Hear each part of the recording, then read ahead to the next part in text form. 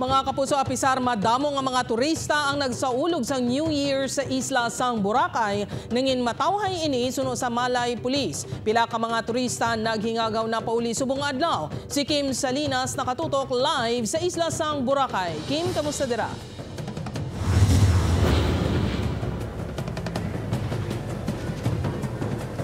Jert, nangin malipayon ang mga turista diri sa isla sang Boracay bangod sang matahom nga fireworks, nagkalain-lain nga aktibidad kag naging malinong kag matawhay ang New Year's celebration.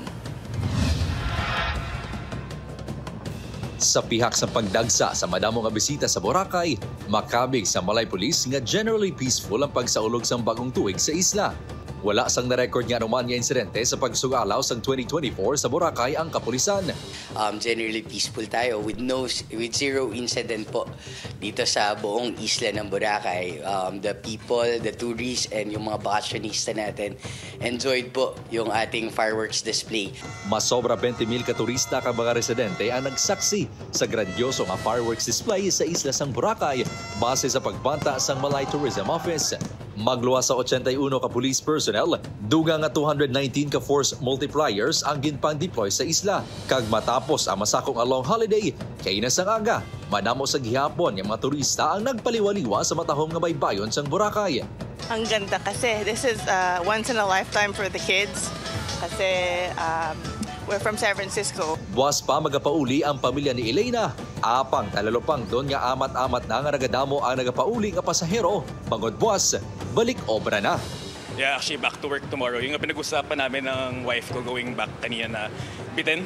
Pero kailangan sumabak ulit bukas. Yes po, may work na po bukas. Balik trabaho naman po.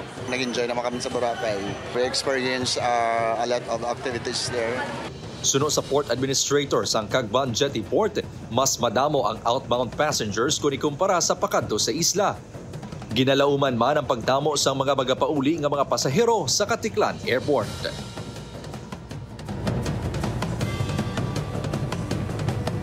Jert, suno man sa Port Administrator sang Cagban Jetty Port, ginabanta 7,000 ka mga turista ang nagpauli subong nga adlaw kag mas lauman pagid ang pagdamo sini buwas. Happy New Year, Jert!